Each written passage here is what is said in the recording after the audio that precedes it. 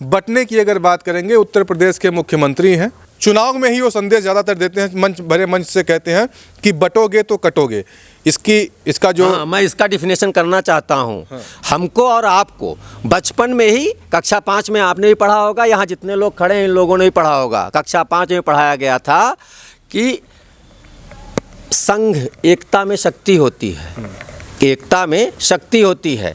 तो एकता की शक्ति के लिए एक पिता ने, उसके 4 बेटे थे, उन बेटों को एक एक लकड़ी दिया और कहा इसको तोड़ के दिखाओ। बेटों ने आराम से उस लकड़ी को तोड़ दिया, फिर उस लकड़ी का एक गट्ठर बनाया टूटे हुई लकड़ी का, कहा अब इसको तोड़ो। नहीं तोड़ पाए, क्योंकि चारों भाई आपस में हमेशा लड़ते रहते थे। ये उस कहानी का तात्पर्य आज योगी जी कह रहे हैं। क्यों कह रहे हैं कि अगर हम एकजुट नहीं हुए, हम माने, मैं इसमें किसी धर्म को, उन्होंने किसी धर्म का नाम तो लिया नहीं।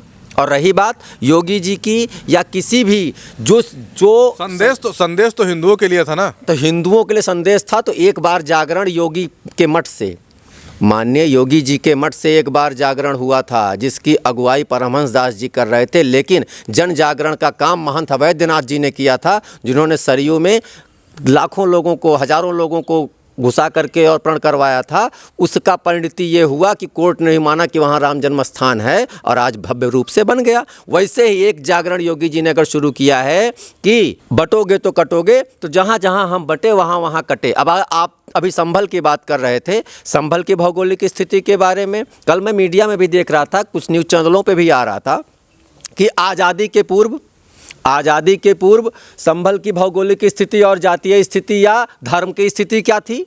वहाँ पे बहुसंख्यक के रूप में संभल जो जनपद वर्तमान में है, वहाँ बहुसंख्यक के रूप में मुस्लिम समाज के लोग थे। उनसे थोड़ी सी कम आबादी हिंदुओं की थी। उनकी आबादी आज 1.5 गुना से ज़्यादा बढ़ गई।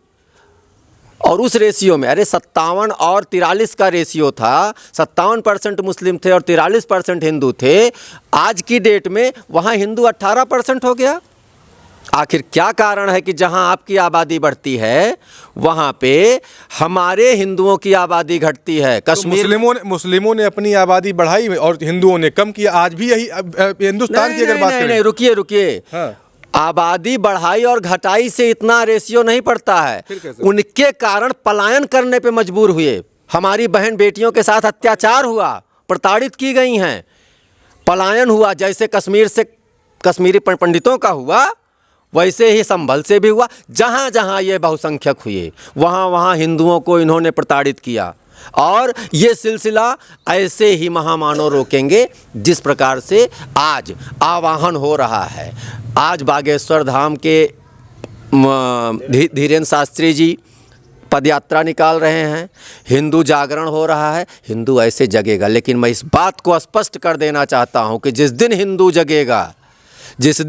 जगेगा उस दिन इस राष्ट्र में नहीं, इस विश्व में बदलाव आ जाएगा। क्योंकि हिंदुस्तान पहले ही विश्व गुरु था, तो जब हिंदुस्तान विश्व गुरु था तो हिंदू भी वही उसी गुरु पिता की संतान है।